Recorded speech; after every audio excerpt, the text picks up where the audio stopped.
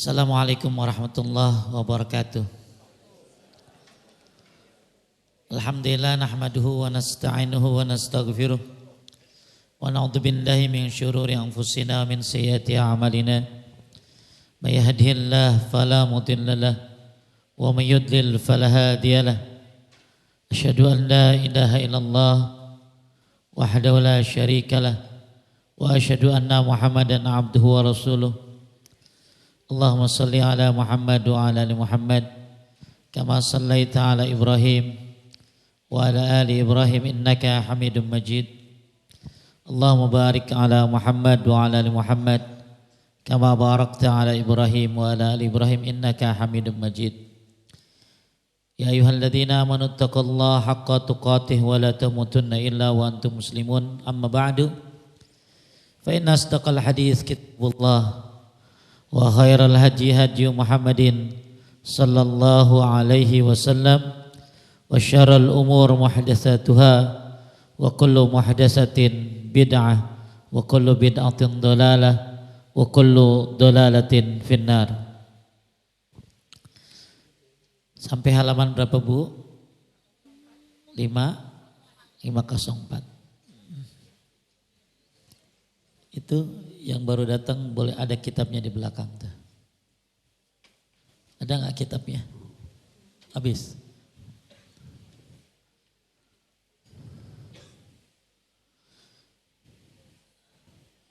Sholat dari perjalanan. Iya.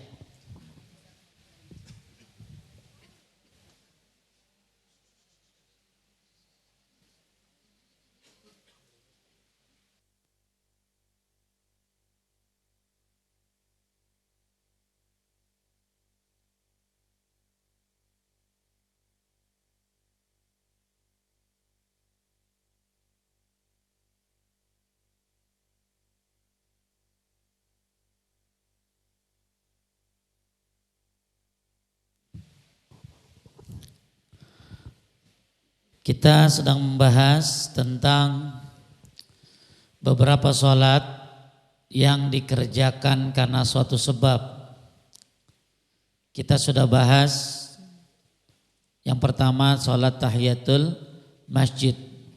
Kita sudah bahas pernak-perniknya, hukum-hukumnya, bagaimana keutamaannya, uzur-uzurnya, dan lain sebagainya. Sekarang kita bahas halaman 504, yaitu sholat ketika baru datang dari sebuah perjalanan.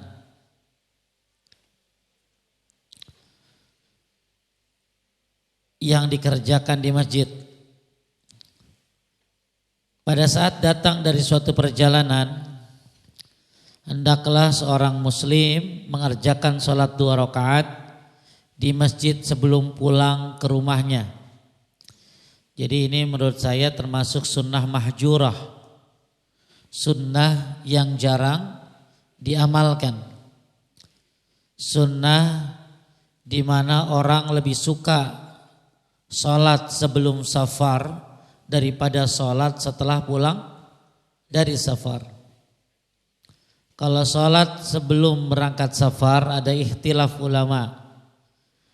Tapi kalau sholat setelah pulang dari safar ini lebih kuat, lebih utama. Dan safar di sini bukan safar haji atau umrah. Banyak orang pulang haji, pulang umrah pun kadang-kadang enggak berhenti ke masjid untuk sholat pulang dari safar, tapi langsung pulang ke rumahnya. Maka saya katakan tadi ini adalah sunnah mahjurah, sunnah yang jarang diamalkan. Apalagi sebentar lagi ibu-ibu liburan nih sama keluarga. Maka ketika seseorang safar ini ada adab-adabnya. Di antara adab-adab pulang dari safar adalah sholat di masjid dekat rumahnya. Ibu dari Bandung, apalagi yang safarnya lama, ya bukan safarnya tektok, berangkat Bandung pulang, ya, tapi yang utama adalah safarnya lama, seperti ibu pulang kampung atau berapa hari, 3 hari, 4 hari di jalanan, atau tadi pulang dari Mekah, Madinah, atau pulang dari luar negeri. Dan siapa yang melaksanakan sunnah ini mudah-mudahan masuk kategori sebagaimana yang dikatakan oleh Imam Bukhari, mukmin terbaik adalah mukmin yang menghidupkan sunnah Nabi yang mati. Maka mudah-mudahan kalau ada ibu-ibu yang bisa melaksanakan ini, ibu termasuk mukmin yang terbaik. Karena seorang mukmin itu ada yang beribadah sesuai sunnah, ada yang tidak beribadah sesuai sunnah. Tapi yang sesuai sunnah pun masih dipilih-pilih. Ada yang sesuai sunnah tapi sunnah yang umum. Ada sunnah yang jarang diamalkan. Saya berharap ibu-ibu bukan hanya menjalankan sunnah yang umum, tapi sunnah juga yang jarang diamalkan. Saya sering bilang kan, salah satu sunnah yang jarang diamalkan, ketika ada orang datang ke rumah, assalamualaikum, kita jawab waalaikumsalam warahmatullahi wabarakatuh. Apa lanjutnya? Apa bu? Marhaban. Gimana? Marhaban. Ya, sebagaimana Nabi menyambut Fatimah, sebagaimana Nabi menyambut Ummu Hani. Jadi kalau ada orang datang ke rumah, assalamualaikum, kita jawab waalaikumsalam warahmatullahi wabarakatuh. Marhaban. Ya, di antara sunnah-sunnah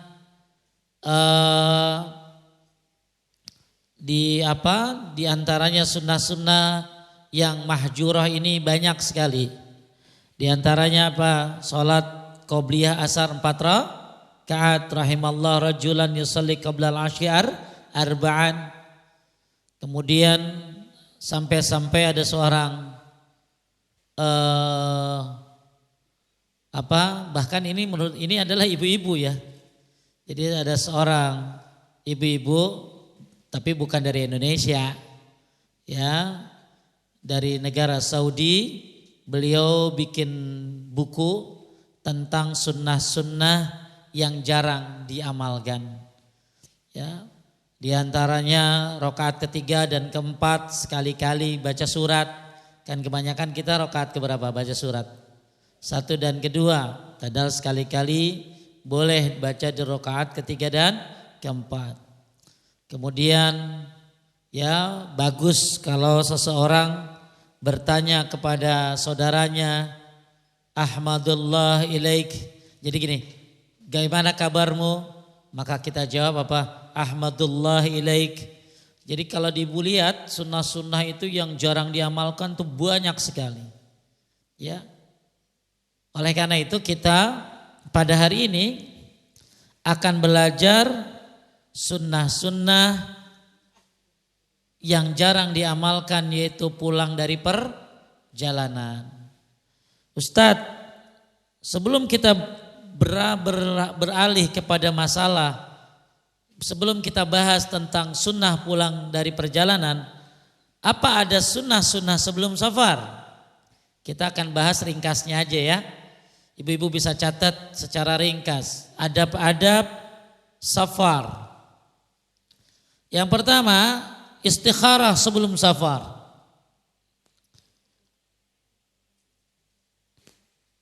Istikharah sebelum safar. Bahkan Nabi SAW mengajarkan istikharah ini dalam perkara apapun. Apalagi untuk safar ini. Tapi kalau ibu pergi safar yang wajib seperti haji, itu nggak perlu istikharah. Ibu pergi yang sunnah nggak usah istikharah. Saya mau ngurusin laki, istikharah dulu ya. Itu kagak, ya itu mah geblek gitu ya. Jadi istikharah ini untuk perkara-perkara apa yang mubah. Saya mau pergi ke Australia, istikharah dulu. Saya mau pergi ke mana nih? Ya, mau pergi ke Padang, istikharah dulu. Saya mau, ini jarang ibu-ibu. Ya, istikharah mau safar ini jarang. Izin sama laki aja kagak. Tahu-tahu udah nyampe Bandung aja. Pas nyampe Bandung baru dia bilang, "Papi, Mami izin ya ke Bandung." Kata lakinya, "Hati-hati ya, udah nyampe." Ya.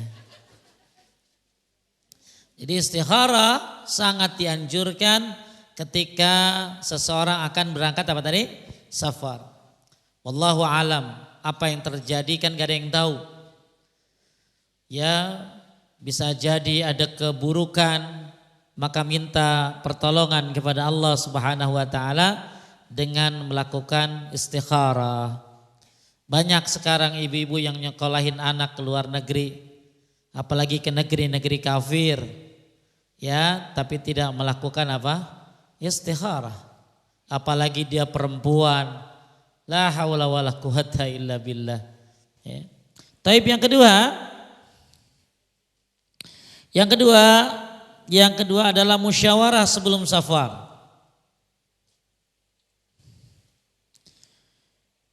Maksudnya apa? Dianjurkan orang yang hendak safar bermusyawarah dengan orang yang dipercaya agamanya.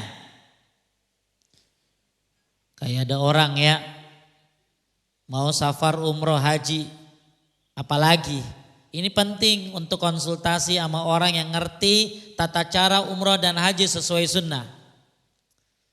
Karena banyak orang, ini kan lagi pada pergi haji nih, datang bapak-bapak suami istri ke rumah saya. Lalu saya undang, saya pengen tahu, kan sayang itu jamaah saya. Saya pengen tahu itinerarinya kayak apa. Saya baca, Bu, ke tanggal 8 gak ke Mina. Di Muzdalifah cuman sampai tengah malam. Di Mina gak mabit. Dia mabitnya di pinggir Mina, di Aziziyah. Dia datang ke Mina cuman luntar jumroh saja. Lalu kemudian mampir ke Mina sebentar, ngopi-ngopi, jam 12 malam balik lagi ke hotel. Dan di Mina runtornya cuma sampai tanggal 12 Zulhijjah. Lalu saya kasih tahu, nah ini Bapak kalau ini bisa diakalin nih. Bapak tanggal 11, 12, 13 bisa di Mina. Lagian Aziziyah kan dekat, Bapak bisa. Dan Bu, travel itu punya tenda, cuman kagak dipakai. Tendanya ada di mana? Di Mina ada tendanya, dekat maktabnya, mahal. Kalau sekarang mah mungkin 112, 111, 113. Tapi nggak dipakai untuk tanggal berapa? 8, 11, 12, apalagi 13 sudah kabur. Mereka hanya di mana tadi? Di Aziziyah. Ya, nginep di hotel, apartemen, begitu maghrib baru jalan ngelontar kemana? Ke Mina, lontar jumroh, balik ke Mina, bukan ke hotel dulu, ke Mina, nungguin sampai jam 12 malam. Karena memang ada fatwa minimal 5 jam di situ. Tapi kan dia ada tendanya, dia mampu. Allah tahu dia malas apa? Dia malas atau emang ada uzur? Menurut ibu itu malas apa uzur? Malas. Nih yang haji ya, jangan gampang daftar ke travel-travel aneh. Ya, jangan mikir semua travel itu sama sesuai sunnah. Begitu saya terangin sesuai sunnah kayak apa, ada yang marah. Bilang apa? Berarti haji saya kagak sah Pak Ustadz. Ada yang senang, alhamdulillah saya sudah semuanya Pak Ustadz. Dapat semuanya dari tanggal 8 sampai tanggal 13 Zulhijjah. Ada yang remeng-remeng. Sampai datang ibu-ibu ngasih info ke saya. Ada orang ngomong begini, Bu, haji di travel saya mau bagus. Kenapa? Kagak pakai Mina. Lu kan bagus, mau error travel lu. Luar biasa. Orang punya duit tapi gak punya ilmu. Punya harta cuman modal berangkat doang. Yang dosa siapa Pak Ustadz? Di travelnya. Yang dosa siapa lagi? Ustadznya. Yang dosa lagi siapa? Yang bodoh juga sama. Kenapa kagak bertanya? Maka ibu-ibu yang mau umroh, pelajari dulu satu tauhidnya. Sebelum manasiknya. Kan orang kalau milih travel begini nih Bu. Satu nih caranya nih. Satu ilmu dulu sebelum milih. Mana ada ilmu dulu, duit dulu kebanyakan. Baru pada milih. Ilmu dulu sebelum milih. Dia tahu, oh harusnya begini. Terus baru siapa ustadznya? Oh ustadznya, Ustadz Firanda. Ikut. Ya, kalau saya terlalu mahal lah. Ya, ya. Oh ustadznya, Ustadz Ano, Ustadz Khalid, Ustadz siapa? Cafik, ya Ustadz Badrussalam. Kan jelas ngertinya dia. Kalau ustadznya Syiah ya jangan. Ustadznya apalagi yang bisa teleponan sama Allah. Lagi viral sekarang dukun ngomong bahasa Arab ngaco. Ustadznya dukun. Ya. Terus setelah apa tadi? Setelah ustadznya, jadi pertama apa tadi? Ilmu dulu, baru ustadznya, baru di mana hotelnya, baru terakhir berapa harganya. Ama ibu-ibu ini dibalik. Apa dulu? Harganya dulu, hotelnya di mana, ustadznya bodoh amat. Ya, jangan dipakai Bu ilmu irit ibu untuk masalah ibadah, jangan dipakai. Ya, ngapa ngirit, laki udah lapar ngirit nyari ongkir yang gratis. Laki lu udah kelaparan Ya, lama banget. Aneh aja. Ya, Bu, jadi yang kedua apa tadi? Musyawarah. Musyawarah kepada siapa? Bukan sama laki. Musyawarah sama yang ngerti. Apalagi masalah haji. Haji udah mahal, lama, susah, ketat. Ternyata hajinya banyak yang meninggalkan yang wajibnya ataupun yang sunnahnya. Ya. Yang keberapa? Yang ketiga, menyiapkan bekal safar.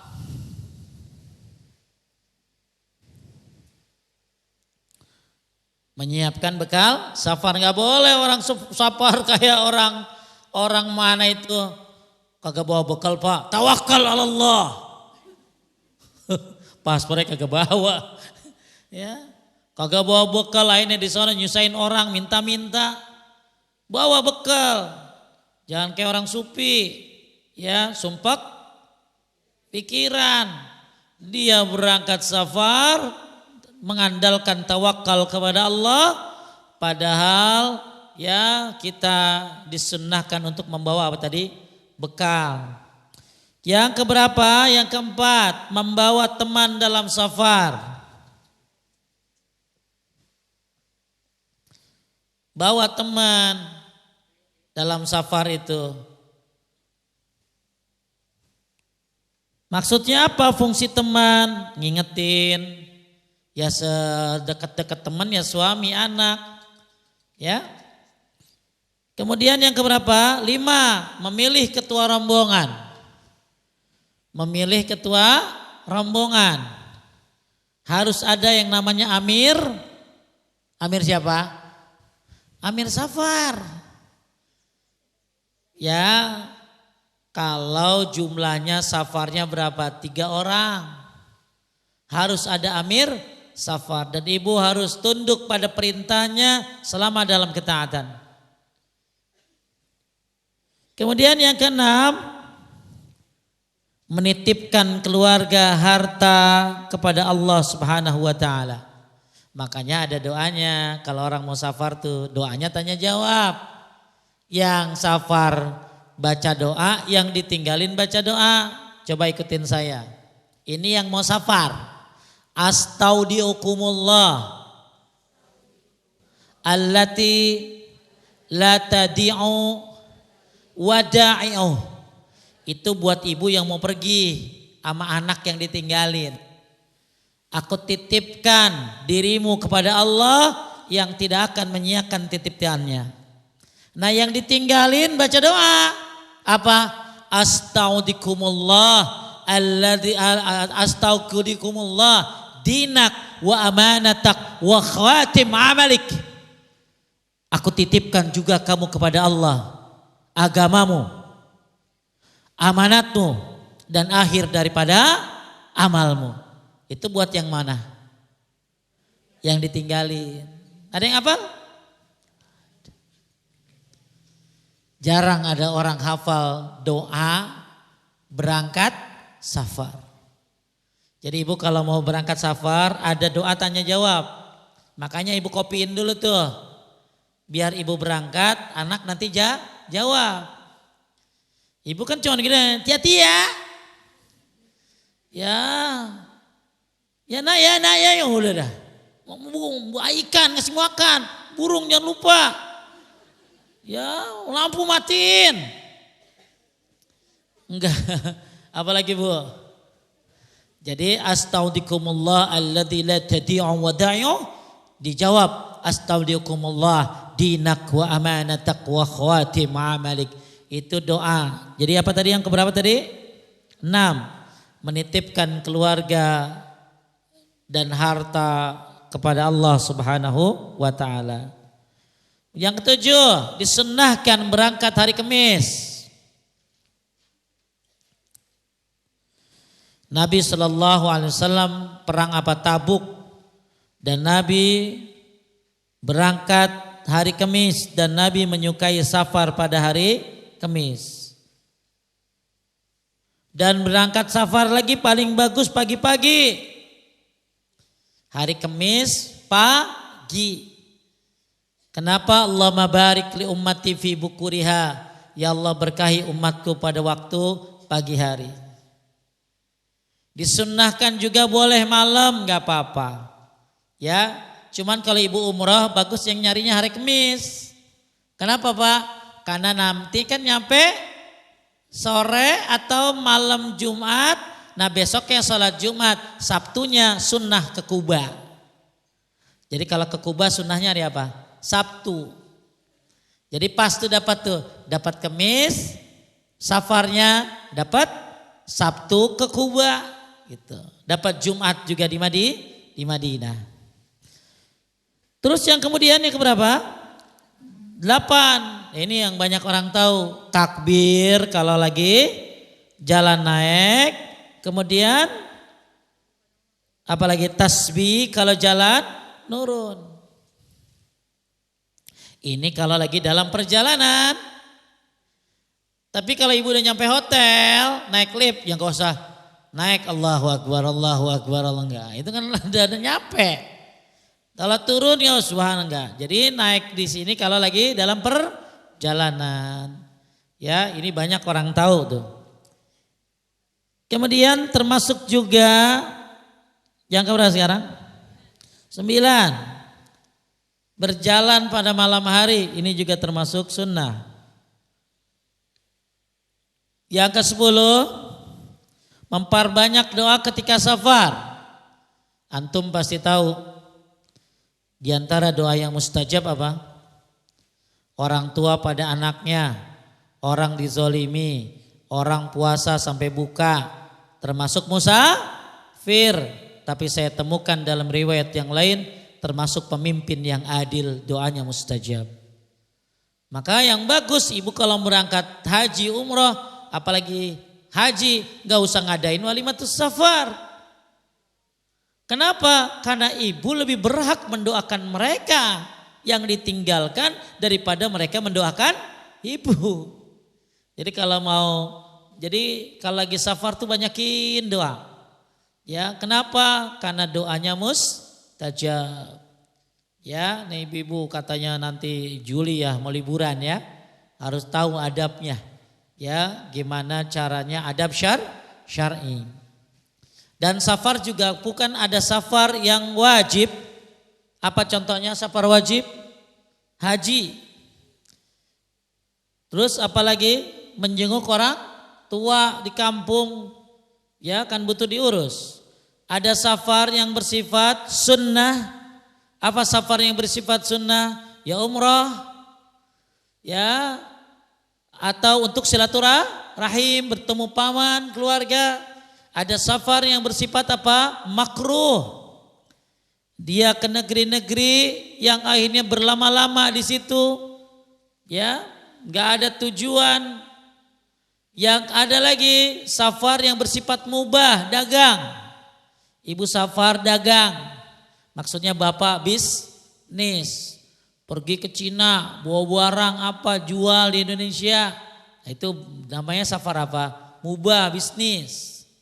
Ada safar haram. Orang pergi ke luar negeri tujuannya ingin maksiat, ingin nonton konser Kong Jin Un. Apa tuh? Ya, Kong Jin Un apa siapa? Ya, ya, ya.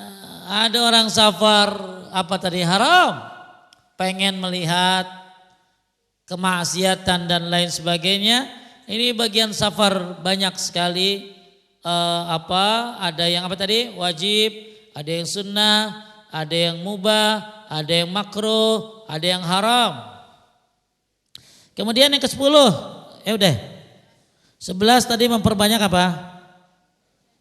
Doa. Yang ke selanjutnya, 11 berdoa ketika singgah.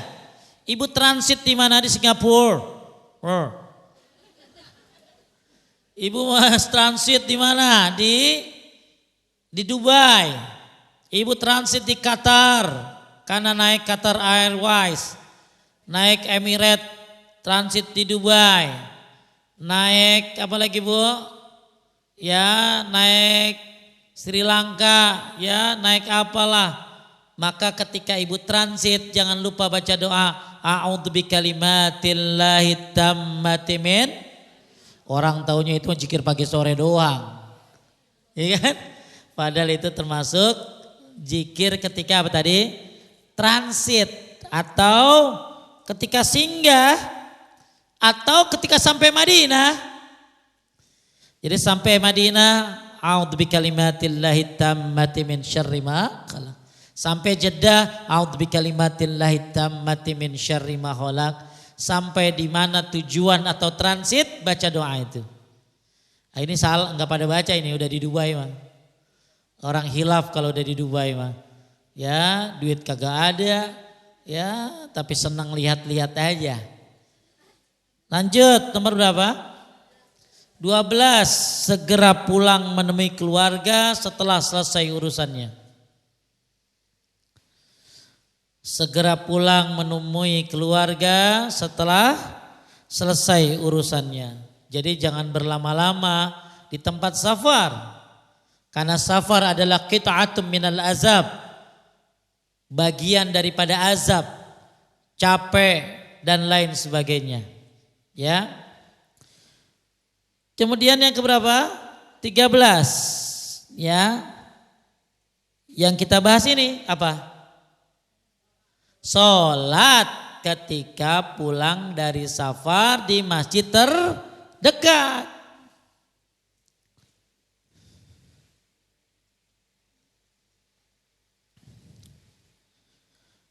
Terus keberapa?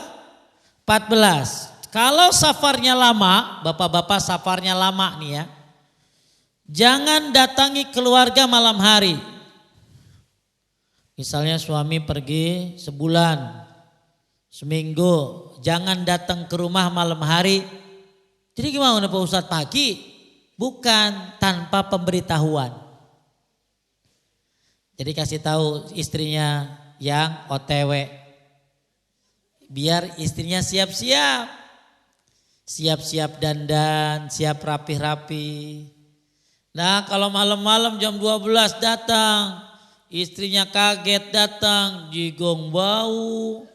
Pakaian kagak jelas, rambut aut-autan. Maka suami yang datang pun ya jadi apa? Ya jadi kagak nikmat. Jadi bagusnya apa tadi? Jangan pulang malam setelah safar lama tanpa pemberitahuan. Sekarang kan udah zamannya gampang. Telepon ya, WA. Kemudian ya keberapa? 15. Ya. Doa ketika melihat kampungnya. Jadi bagus, jangan lupa begitu masuk ke lihat kampungnya, ya masuk perumahannya udah kelihatan tuh, ya baca doa. Doa apa?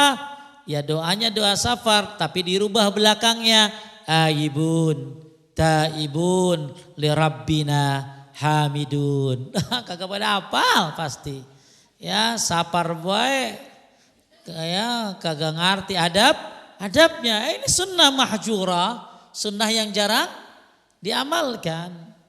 Ikutin, aibun, taibun, lirabbina, hamidun. Ya, atau apa? Jadi aibun, taibun, abidun, lirabbina, hamidun. Ya, itu minimalnya tuh baca doa itu. Kemudian apa lagi? 16, jangan lupa bawa oleh-oleh. Dan gak boleh minta. Jangan lupa ya. Ya, jangan lupa bawa oleh-oleh. Ya, buat istri, buat suami, buat anak-anak. Kalau pulang dari Makkah, Madinah, sebaik-baik oleh-oleh adalah air zam-zam, ya itu. Taib banyak sih ya, tapi kalau dibahas tentang masalah safar ini, keutamaannya dan lain sebagainya terlalu banyak untuk dibahas. Tapi intinya kurang lebih adab-adabnya itu. Ya banyak tambahan yang sebenarnya yang saya tahu dari kitab-kitab tentang adab-adab safar. Taib. Kita kembali ke yang kita bahas sekarang. Berarti ini termasuk adab safar, yaitu sholat di masjid terdekat setelah pulang dari safar. Kita ulangi. Siapa yang bantu baca? Silakan. Pada saat datang.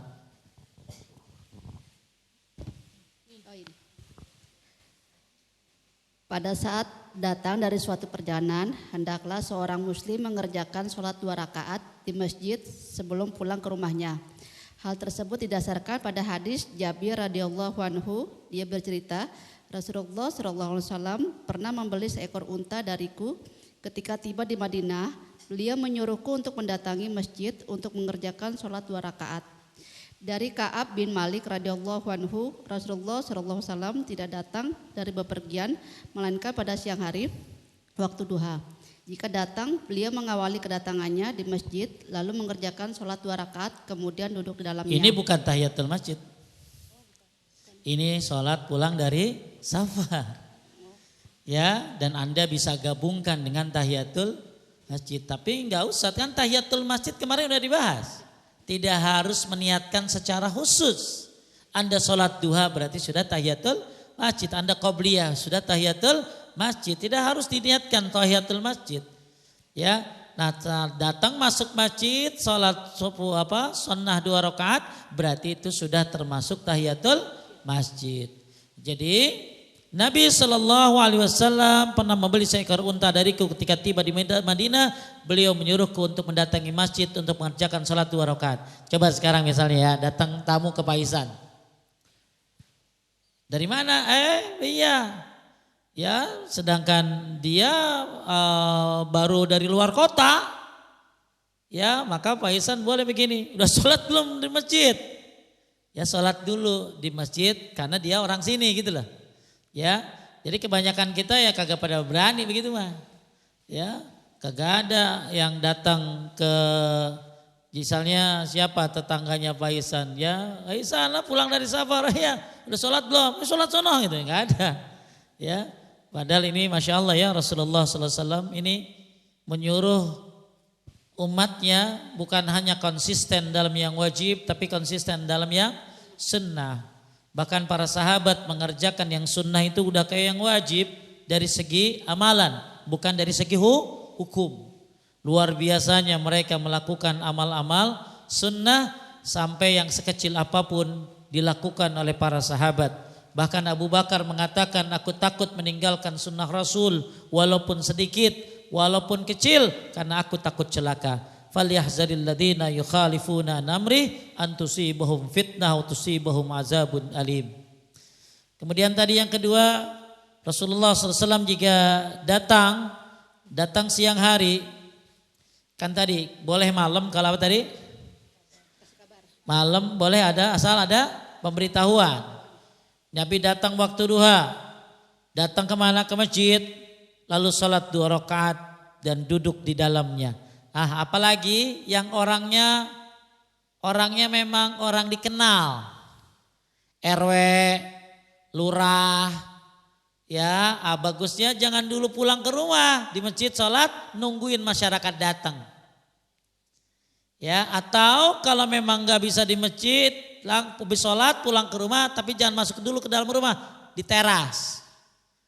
Ngapain Bu? Ngapain di teras? Ya, nungguin orang pada datang, menanyakan kabarnya dan lain sebagainya. Ya, jadi kalau dulu kan safar itu suatu yang apa sih? Suatu yang lama, jauh, berat.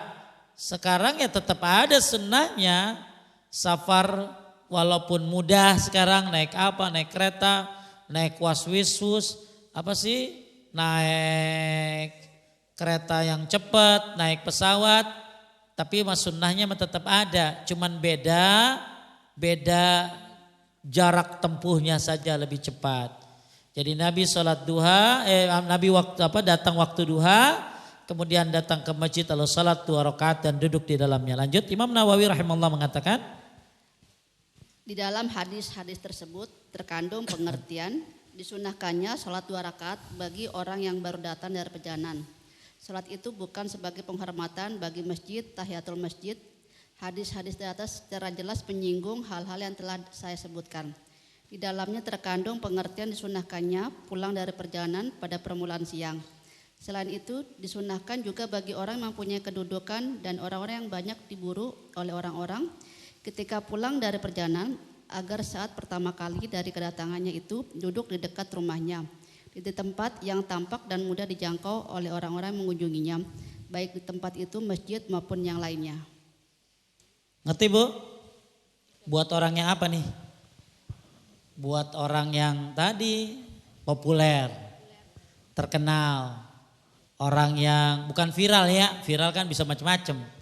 Bisa karena kesurupan dia viral, bisa karena apa? Jadi yang orang-orang seperti lurah, RW, ya, dikenal di masyarakat, maka jangan dulu apa tadi? Jangan dulu masuk ke dalam rumah, tapi duduk di masjid atau duduk di dekat rumahnya yang mudah dijangkau untuk orang yang mengunjunginya. Bapak Ibu sekalian dimuliakan Allah,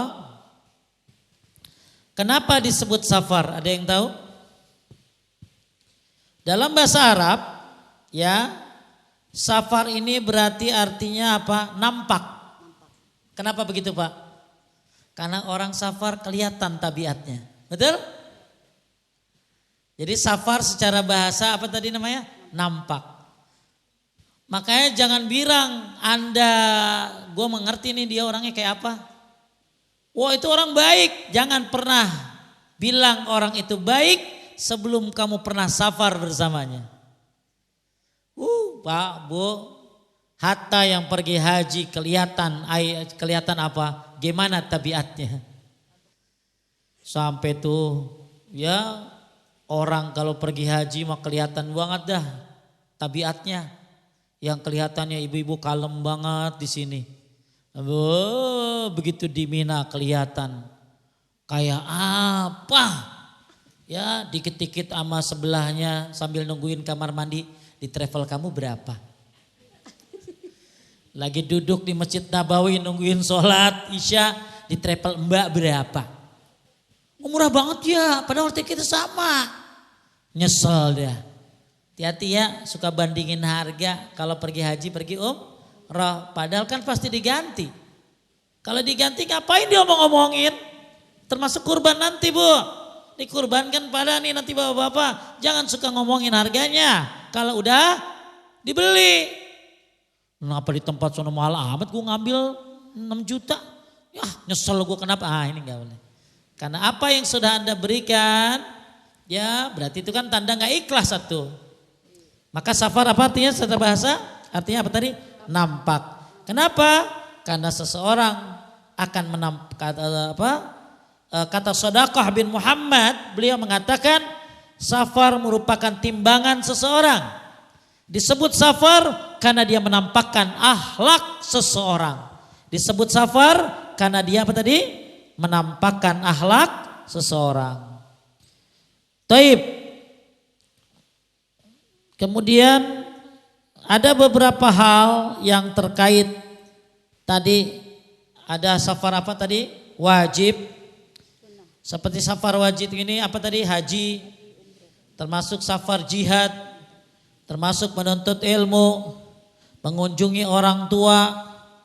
Safar sunnah seperti apa? Umrah atau haji yang kedua. Ya. Atau apa tadi? Silaturahim.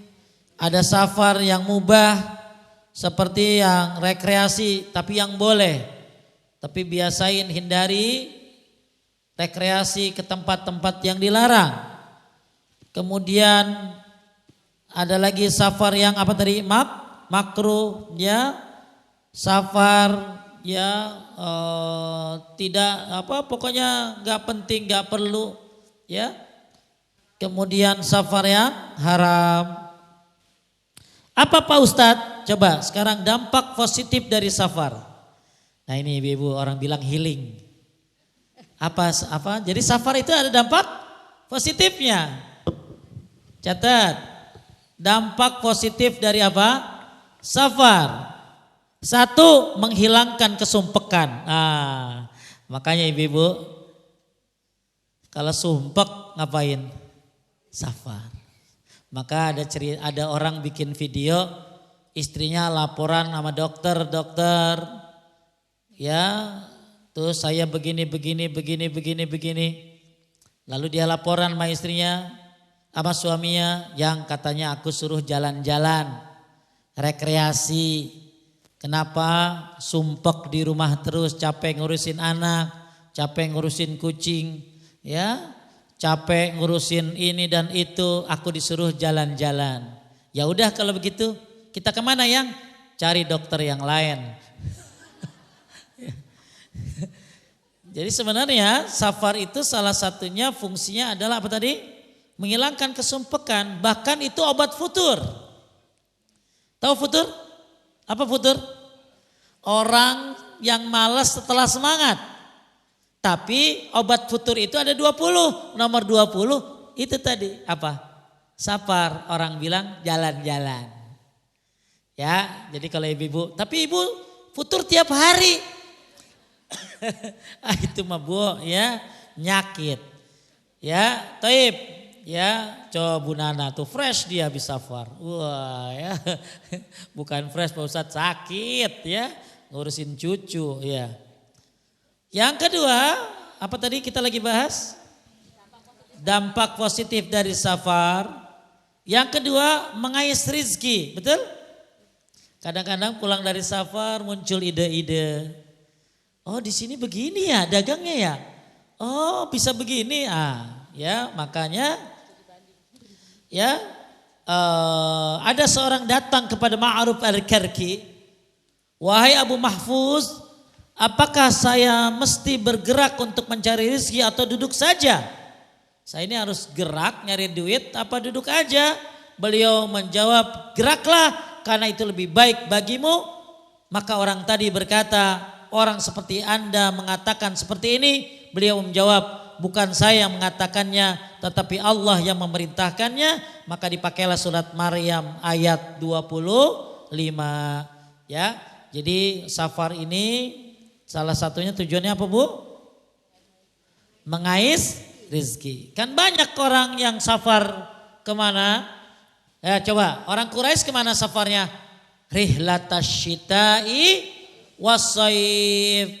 Musim orang Quraisy itu safar di waktu musim panas, di musim dingin. Musim panas ke Yaman, ke Suriah, musim dingin ke Yaman. Jadi mereka melakukan perdagangan. Maka efek positif safar muncul kadang-kadang ide-ide bisnis. Ya, termasuk mengais rezeki di sana. Kemudian yang ketiga ini yang hebat. Apalagi safarnya safar umrah. Apa Bu? Mendapatkan ilmu. Ibu-ibu duduk di Masjid Nabawi di pintu berapa? Di pintu 9. 2 ada Ustadz Samsul. Dulu mah Ustadz Firanda duduk di situ tuh. Kemudian Ustadz Abdullah Rai. Sekarang ada Ustadz Samsul, ya ibu duduk dari maghrib ke isya, dengerin tausiah, dapat ilmu. Ibu ketemu dengan pelajar-pelajar Madinah, ibu ketemu dengan orang-orang dari berbagai negeri. Apalagi saya pergi ke Mesir, duduk di majelisnya Syekh Mustafa Al-Wadawi, ya, duduk di majelis-majelis para ulama, sekalian safar ke Mesir, dapat ilmu. Apalagi kalau ke Mekah duduk di majelis-majelis ilmu banyak dapat ilmu. Maka efek positif safar salah satunya mendapatkan tadi ilmu, baik ilmu dunia kadang-kadang apalagi ilmu akhirat. Kemudian yang keempat, efek daripada positif safar adalah meraih adab. Ibu-ibu akan ketemu dengan para ulama-ulama yang adabnya luar biasa. Ya, ulama-ulama yang kagak baperan kalau disindir. Ya, ada gosip aja ya, dengerin ya. Ya, ada ulama yang baperan dalam apa kata apa? Dulu ada seorang ulama salatnya tidak menghadap sutra. Padahal sunnahnya menghadap sutra, bahkan ada yang bilang wajib seperti Syekh Albani. Lalu ada yang nasihatin pemuda bilang gini, ya Syekh mendekatlah sholatmu kepada sutra. Akhirnya Syekh ini sambil sholat sambil dia menghadap sutra berpindah atau bergerak sedikit. Ternyata pemuda itu tidak tahu kalau yang dinasihatin adalah seorang ulama. Akhirnya kan ulama itu duduk di bangkunya lalu ngajar dia. Lalu anak muda itu bilang apa? Ya ketakutan kan Bu? Yang gua nasihatin ternyata Syekh. Lalu kemudian anak muda itu berkata kepada Syekh, maaf, saya tadi nggak ada maksud, pokoknya minta maaf lah. Apa kata Syekhnya? Nggak apa-apa, kamu berada dalam kebenaran. Masya Allah tuh ya. Jadi makanya kalau orang berangkat safar akan menambah apa tadi? Meraih adab. Adab siapa? Adab orang-orang soleh. Masalahnya pergi kemana? Kan itu loh. Ya, kalau pergi ke Amerika yang lihat siapa emang? Ya siapa, makanya kalau pergi-pergi ke luar negeri ya mampirlah ke syekh-syekh yang memang dikenal kesolehannya. Ya misalnya ibu pergi ke UK, lihatlah bersama keluarga karena mungkin ada urusan pekerjaan atau apa atau diplomat. Lihatlah bagaimana imam-imam masjid di sana. Kadang-kadang akhlak-akhlak mereka membuat kita takjub. Ya. Ternyata Masya Allah perjuangan di negeri kafir dalam berdakwah luar biasa. Jadi bawa semangat pulang. Ya, jadi bawa semangat pulang. Taib, yang kelima bertemu dengan teman. Ibu pagi safar ketemu teman deh, betul? Baik teman dalam satu travel, apalagi umroh bisa pulang jodoh-jodohan. Ya bisa pulang ketemu lagi Masya Allah. Apalagi haji. Sampai ada reuni haji 2010 padahal udah 14 tahun. Ya ada pertemuan haji. Makanya pertemuan yang abadi itu pulang umrah pulang haji. Ya pulang umrah mah jarang lah, pulang haji lah. Kan ibu-ibu gak pernah ada reunian ke Swiss tahun 2010, nggak ada.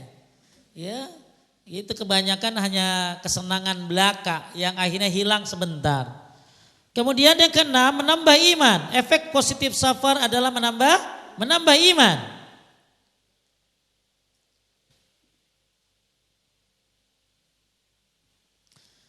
Yang ketujuh, kalau menambah iman ini surat Al-Ankabut ayat 20. Surat apa? Al-Ankabut ayat 20. Yang ketujuh, safar itu efek positifnya menyehatkan badan. Ada seorang ulama namanya Amtarah. Beliau berkata safar dapat menyehatkan badan. Menghilangkan kemalasan. Kan tadi healing. Satu lagi apa? Membuat suka makan. Iya Bu. Saya safar ke Jawa ya, ke sana sini, wah luar biasa. Makanan yang kita nggak pernah rasain ada. Ya, kuliner. Kan banyak orang safar kuliner. Ya, makanya kata Imam siapa tadi? Antara safar dapat menyehatkan badan. Dapat menghilangkan apa tadi? Kemalasan. Termasuk dapat apa tadi? Serta membuat suka makan, ya. Kemudian kenapa Pak Ustadz safar juga tadi nomor itu bikin menyehatkan badan? Kenapa? Karena ada gerakan. Ya. Karena ibu kalau safar kan pasti buru-buru. Ayo ya saya sampai mana? Semarang. Sampai masuk hotel jam 3. Coba istirahat sebentar, sejam 2 jam, langsung gerak lagi, harus ke tempat ini. Ya, ngajar, harus nanti berangkat lagi ke Surabaya. Luar biasa, perjalanannya mepet-mepet. Ya, ibu-ibu pasti. Jadi akhirnya badan jadi apa tadi? Bergerak. Kemudian mengangkat kedudukan yang keberapa? Yang ke-8. Hah? Ya, serah ibu dah. Ya, mengangkat kedudukan yang 8. Nabi dihina di Mekah, betul?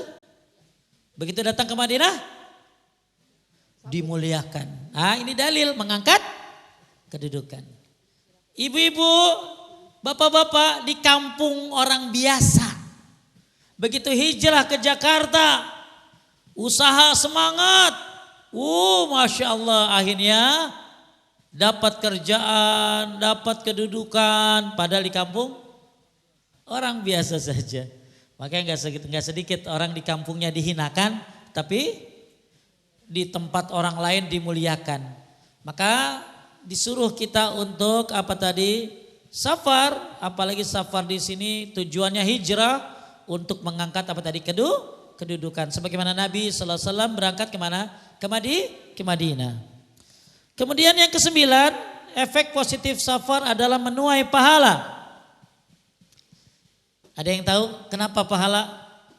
Karena ibu nggak usah qobliyah ba'diyah tetap dapat pahalanya. Kenapa? Idza maridul abdu aw safara kutiba lahu ma kana ya'malu bihi muqiman sahihan. Orang kalau lagi musafir pahalanya dihitung lagi mukim. Orang kalau lagi sakit pahalanya dilihat lagi sehat. Ibu lagi mukim biasa qobliyah ba'diyah. Ya, begitu safar jangankan qobliyah ba'diyah, salatnya diapain? Qashar, jama', enggak usah qobliyah ba'diyah kecuali qobliyah subuh, tapi tetap dapat apa? Pahalanya. Itu safar itu menuai pahala. Ya. Maka saya punya geng baru sekarang sama anak-anak motoran, yuk safar bae. Ya, kenapa?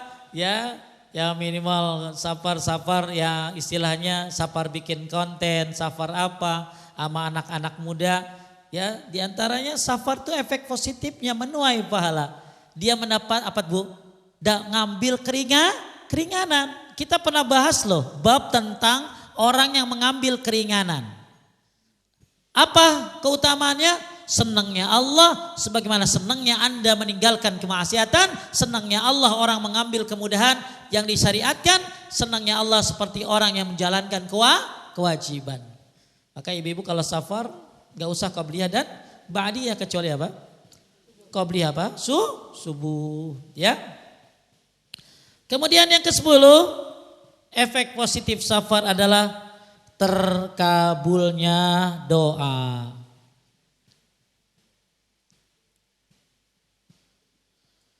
Inilah efek-efek dari sebuah safar, ya. Tanggung ya, satu lagi ya, Bu. Efek buruknya. Kalau tadi apa? Efek baiknya harus adil. Ya. Biar jangan sampai kita hanya melihat baiknya padahal ada buruknya juga. Satu, berpisah dengan orang yang tercinta, betul? Ya. Sampai-sampai ada orang berat ninggalin safar tuh karena apa? Karena kucing. Ya. Aduh nanti gimana makannya? Ya. Terus dua, rasa takut dalam hati. Bu, orang safar kan bisa aja kebijakannya berbeda di negara lain, betul? Di negara kita aman-aman aja kalau ada masalah juga. Kenapa Bu aman? Karena ibu bisa ngomongnya kan. Betul gak? Tapi sekarang yang pakai visa ziarah kemana? Haji. Terus ketangkep ngomongnya gimana? Kadang orang Arab ngomong bahasa Inggris kagak bisa. Dia ngomong bahasa Arab ibu kagak ngerti. Ya akhirnya cuman amin aja ibu ngomong kan. Ya. Jadi orang kalau lagi safar ini rasa takut dalam hati ada muncul. Coba kayak maaf siapa yang pergi ke Singapura katanya. Katanya yang namanya apa tuh Bu? Lewat jalan sembarangan aja gak lewat zebra cross diapain? Didenda. Kalau di kita apa? Mau lewat mana terserah. Sampai lewat tol pun bisa di orang yang ya lampu merah aja diterobos kan gitu loh. Karena ada aturan, makanya kenapa orang berangkat safar tuh harus tahu loh. Jangan sampai di sana malah ditangkap.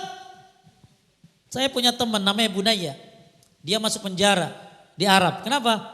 Karena dia mukul orang, berantem. Padahal dia benar. Di Arab itu walaupun benar nggak boleh mukul, apalagi sampai berdarah, penjara. Nah, orang Arab kalau berantem cuma adu dada doang. Apa lo gitu. Wah kalau di kita mah udah udah MMA itu. Ya, jadi kalau orang berangkat safar itu ada muncul rasa kekhawatiran. Apalagi yang pergi ke Palestina. Deg-degan aja dari Yordan. Deg-degan apa Pak Ustadz? Bisa-bisa Anda ditolak masuk ke dalam Palestina. Ternyata 50 orang yang ditolak 2, 3. Akhirnya yang ditolak, ini siap-siap tuh, deg-degan tuh. Begitu sampai Yordan, keluar, masuk Palestina, diperiksa tuh sama orang-orang Israel. Diperiksa, siap-siap dilama-lamain visanya, paspornya. Padahal Anda gak salah, udah diem aja 2 jam. Nanti 2 jam baru dikasih, no reason. Ya jadi begitu kita, kenapa nih, kok paspor ditahan? Kalau yang udah biasa, udah Pak diam aja 2 jam nanti disampal dikasih. Karena dibikin tidak nyaman. Banyak peraturan-peraturan di negara-negara yang berbeda dengan di Indonesia. Makanya muncul apa tadi sifat apa? Was-was, takut ya. Kemudian nomor 3, apa efek buruk safar? Ngabisin cuan. Ngabisin uang. Ya. Keempat, nah ini yang bahaya apa? Efek safar buruknya merubah akhlak. Betul? Lihat ke negeri kafir orang ciuman di mana-mana. Lihat ke negeri kafir gimana aurat. Akhirnya dia bergaul dengan mereka. Pulang bawa orang yang lemahnya iman. Maka orang kalau mau safar harus punya ilmu. Harus kuat imannya. Apalagi mau ke negeri mana? Kafir. Punya ilmu, kuat imannya dan sabar dari menahan kemaksiatan. Nauzubillah Bu. Ya, sampai ada kejadian orang sampai apa? Sampai zina di luar negeri. Nah ini kenapa? Karena Dia melihat akhlak pergaulan bebas di sana. Maka safar ini bukan hanya keuntungan positif, tapi ada juga keuntungan keburukannya. Yang kelima, asing dalam perjalanan. Ya ibu-ibu kan pasti akan dilihatin, betul nggak? Apalagi yang pakai hijab syar'i, siap-siap dilihatin. Begitu azan bingung sholat di mana ibu? Apalagi negeri kafir. Yang katanya masjid banyak ya belum sebanyak Indonesia. Ya sampai-sampai banyak yang gak sholat, naudzubillah. Ya, yang keenam,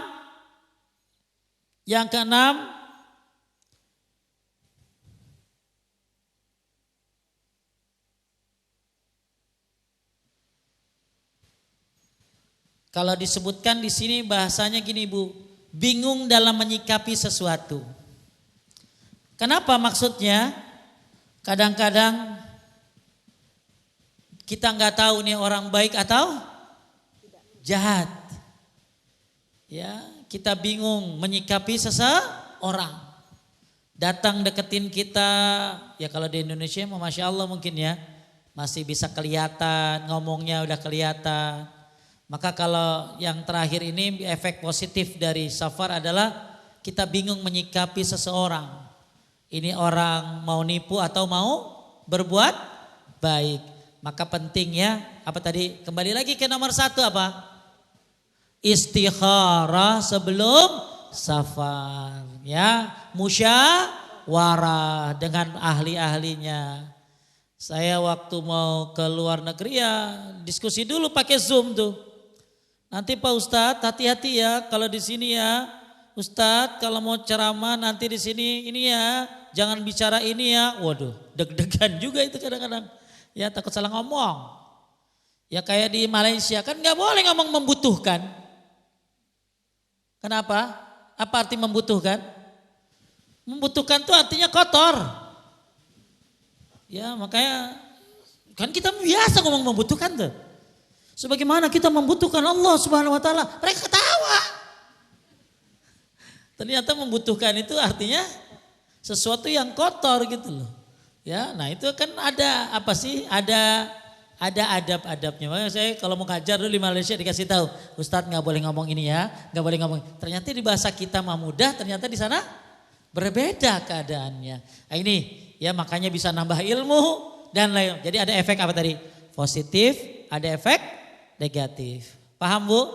Masya Allah ya, mudah-mudahan pembahasan tentang safar ini memudahkan ibu-ibu untuk kembali lagi berniat, istikharah, bermusyawarah, mau kemana perginya. Dan tentunya banyak hal yang kita akan ketahui dari sebuah daerah. Saya kemarin ke daerah Jawa Tengah, kaget juga ya. Di situ kasus bunuh diri banyak anak muda. Ya, kasus di mana orang hamil di luar nikah. Ya, ini ternyata banyak sekali, kirain Jakarta paling parah. Ternyata masih banyak daerah-daerah yang lebih parah dari Jakarta. Keadaan-keadaannya, maka penting kita safar itu penting karena bagian daripada apa tadi? Menambah keimanan, tapi harus punya ilmu dan tentunya istikharah kepada Allah Subhanahu wa taala. Tapi pada yang nanya? Silakan.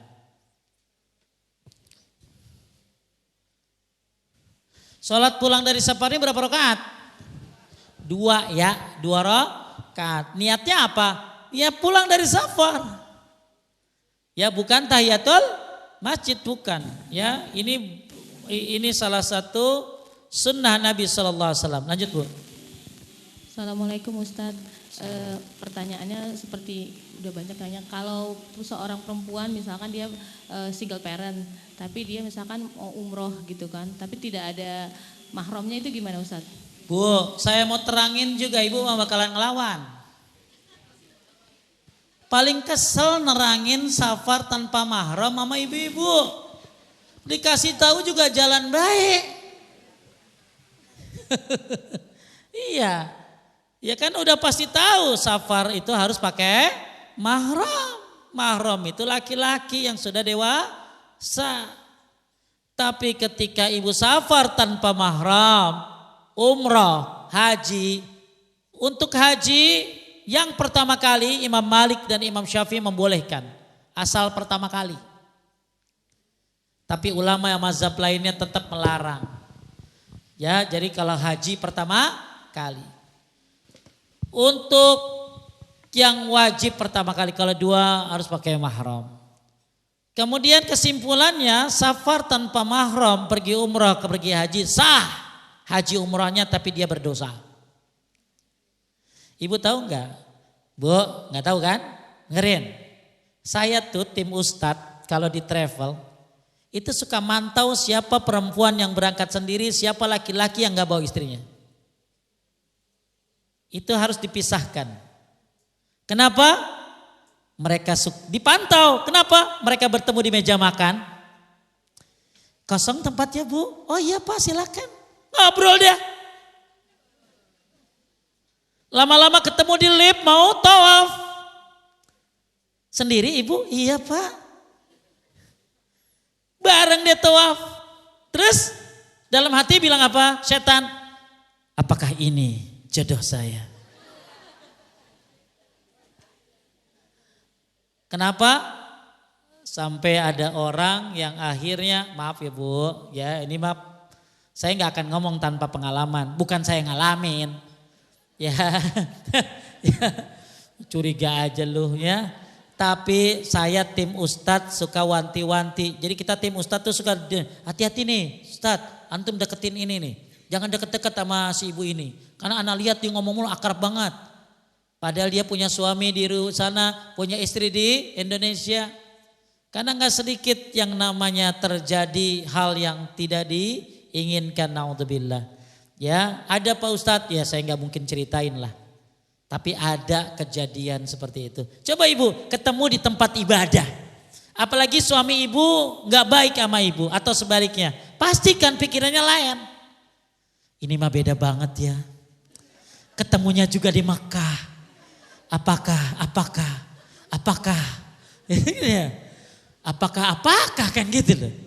Ya, paham? Jadi Islam menjaga ibu-ibu, tapi yang dijaga nggak mau. Islam menjaga wanita, tapi yang dijaga kagak mau. Diakalinlah, beli surat mahram. Ya, bayangin Bu, saya kagak dikasih tahu di paspor saya. Ternyata isinya saya dimahramkan tuh 3 perempuan sama saya. Ini ngapain ibu-ibu ngintil-ngintil saya 3 orang? Ya ada yang nenek-nenek, ada yang ada. Ya kagak resep banget kan. Terus ternyata Ustadz kata travel saya nggak boleh jauh-jauh dari Ustadz. Emang apa? Saya kan dimahramin ya tuh. Ya, sampai segitunya ya maka ya akhirnya diakalin jadi lebih baik pakai mahram karena fitnahnya banyak. Ya Bu ya. Wallahu a'lam. Ada lagi yang nanya?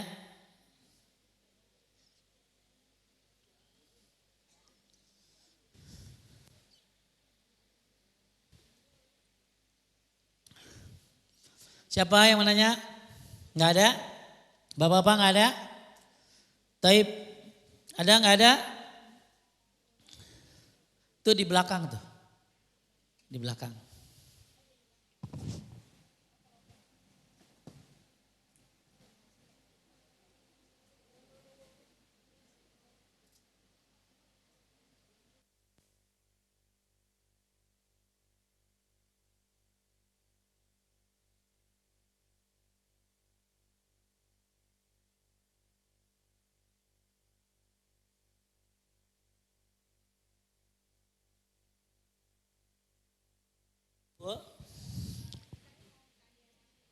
Deketin mic-nya. Oh iya, boleh.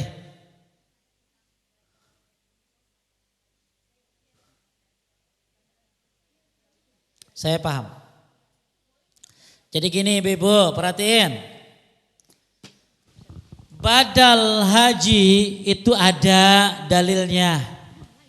Dari Ibnu Abbas radhiyallahu an, setahu saya ada 3 atau 2 tentang riwayat badal haji.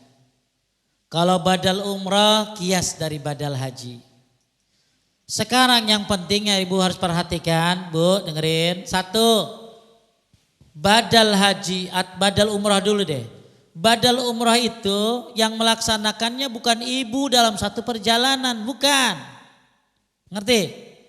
Ibu hari Senin umrah dari Bir Ali ke Makkah. Selasa ibu dari Tanim, bukan. Ngerti? Jadi badal umrah itu ibu niatkan buat diri ibu sendiri, itu satu. Selanjutnya tahun berikutnya ibu niatkan baru buat siapa? Buat orang yang ibu badalkan. Jadi nggak boleh dalam satu perjalanan 2 kali umrah. Ini tidak ada dalilnya, ini hanya fatwa-fatwa saja. Misalnya ibu udah umrah belum? Udah. Nah sekarang besok kapan ibu umrah? Mewakilkan siapa? Bapaknya. Itu umrah yang kedua. Itu buat siapa tadi? Nanti saya terangin dulu, nanti saya jelasin semuanya ya. Nah itu ibu yang melaksanakannya. Tapi syaratnya apa tadi? Ibunya sudah harus umrah dalam satu perjalanan. Tapi nggak boleh satu perjalanan 2 kali umrah ya. Nah sekarang ibu titip sama siapa misalnya? Teman-teman di Mekah. Saya punya teman-teman di Mekah. Badalin ya umrah buat almarhum fulan. Itu boleh, yang penting dia sudah pernah umrah. Ngerti? Ya, kalau ibu kan gak punya waktu.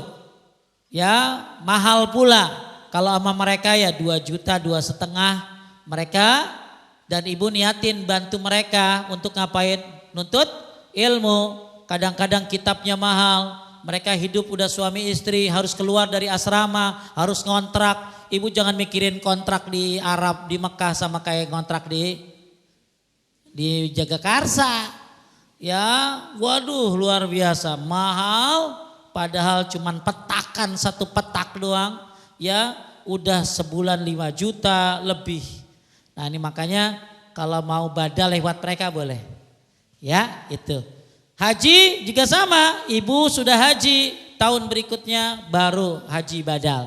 Atau titip kepada ustadz yang sudah sering haji, atau tadi pelajar-pelajar yang ada di mana? Di Mekah boleh ya, itu melakukan badal haji. Tapi ingat ya, harus orang yang dikenal. Karena mafianya banyak. Sampai ada 1 orang katanya membadalkan haji 10 orang. Itu namanya badal haji kisos. Badal haji dipotong-potong gitu loh. Ya, jadi ada saja oknumnya. Paham Bu? Ya.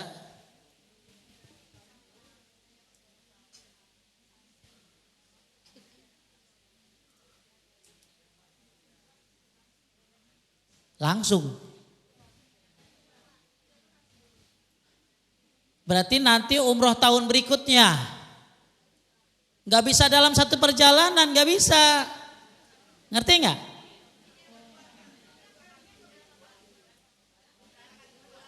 Iya, kalau berangkatnya kedua ya boleh.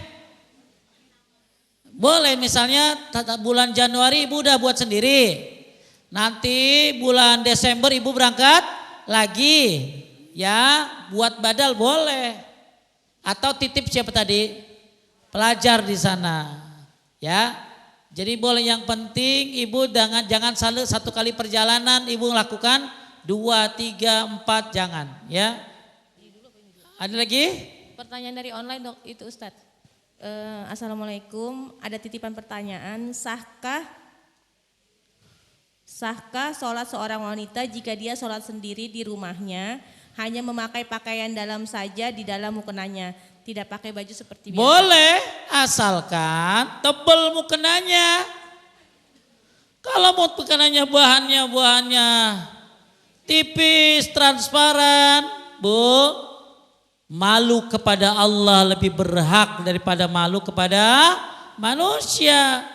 Jadi ibu misalnya maaf nih Bu, ibu sholat pakai mukena yang tebal, tidak transparan, nggak pakai apa-apa juga nggak apa-apa dalamnya. Yang penting pastiin tertutup aurat semuanya. Ya, Jadi banyak orang pakai mukenanya putih. Ya akhirnya transparan. Apa malu kepada Allah lebih layak. Itu mah bisa batal. Kenapa? Karena aurat perempuan kan lebih nyata daripada aurat laki-laki. Misalnya bapak-bapak yang pakai baju putih nih, nggak pakai kaos dalam, kan suka kelihatan apa? Warna kulitnya, kata Syekh Fauzan, makruh itu. Kenapa? Karena tampak kulitnya. Sedangkan kita dilarang sholat kelihatan apa? Buat laki-laki. Apa? Aurat laki-laki apa Pak? Dari pusar sampai dari atas lutut atau lutut. Nah sekarang pertanyaan saya, gimana kalau ada orang sholatnya pakai kaos singlet, sah? Nabi SAW melarang orang sholat kelihatan pundaknya. Jadi aurat itu ada dua buat laki-laki, aurat dalam sholat dan aurat di luar sholat. Kalau aurat di luar sholat dari mulai dengkul atau atas dengkul. Tapi lebih baik Bapak pakai yang sedengkul. Biar nanti kalau minimalis di atas dengkul. Ya, aurat di luar sholat tuh dari pusar sampai dengkul. Tapi kalau aurat di dalam sholat, pundak pun termasuk aurat. Maka Nabi melarang orang sholat ketika kelihatan pun. Ibu bapak yang lagi umrah coba haji umrah. Ibu-ibu bapak-bapak kan suka pakai ihram kan? Iddiba itu apa? Kelihatan pundak kanannya. Maka begitu tawaf itu hanya untuk tawaf. Begitu sholat di makam, kan sunnahnya kalau habis tawaf ngapain? Sholat di mana? Di makam Ibrahim, maka ditutup. Ditutup apa iddibanya? Iddiba itu hanya untuk tawaf. Tawafnya juga tawaf umrah bukan tawaf ifadah. Kalau tawaf ifadah tetap tertutup. Ya. Ada lagi? Ustadz, safar itu kalau masih dalam kota aja apa juga sholat sunnah? Safar yang lama. Safar dalam arti kata begini Bu. Sekarang jarak safar kayak apa itu aja. Walaupun safarnya itu apa tadi dekat, dalam arti kata dekat tuh ambillah jarak 80 kilometer. Dia kalau mau ngamalin sunnah ini boleh. Apalagi safar yang mana tadi? Yang lama. 3 hari apalagi sampai berbulan-bulan ya. Ini karena tidak dibilangin sama Nabi apa? Safar yang penting urusannya adalah safar. Walaupun safar itu cuma 80 km saja. Habis? Caib satu lagi. Ya.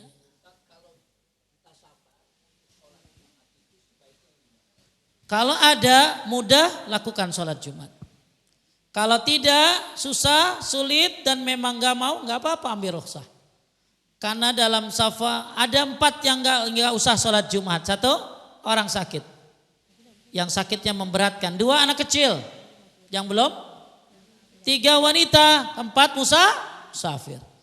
Kalau jadi ulama ada yang menyimpulkan, ya kalau ada memang mudah, Bapak gampang ya silakan. Tapi saya kayaknya di jamak saja nanti duhur dengan asar atau asar ditarik duhurnya ya maka silakan itu termasuk rukhsah buat musafir. Terakhir Ibu. Ada pertanyaan Ustadz, usia saya di atas 50 tahun. Saya punya mahram, apakah saya harus menjual aset yang ada untuk haji plus? Untuk tabungan tidak cukup, mohon sarannya dari Ustadz. Mampu enggak? Kan syarat haji apa? Mampu. Cuman mampu ini kan relatif Bu. Ada mampu malas, ada makanya kalau misalnya ibu, karena gini Bu, syarat haji itu bukan mampu buat uangnya doang. 1, mampu buat yang ditinggalkan. Lah begitu pulang haji pada masuk rumah sakit semua kelaparan. Kenapa? Karena dia tidak punya bekal untuk yang jadi mampu fisiknya, mampu Nah harta juga mampu di sini apa? 1, hartanya halal. 2, hartanya adalah ada buat safarnya. 3, hartanya buat yang ditinggalkannya. Maka kalau memang ada cukup buat yang ditinggalkan jalan. Kenapa? Karena haji akan menutup kefakiran. Haji dan umroh dilanjutkan dengan umroh, umroh dilanjutkan dengan haji adalah menghilangkan kefakiran. Insyaallah diganti oleh Allah Subhanahu wa taala. Barakallahu fikum. Subhanaka Allahumma wa bihamdika asyhadu an la ilaha illa anta astaghfiruka wa atubu ilaik. Assalamualaikum warahmatullahi wabarakatuh.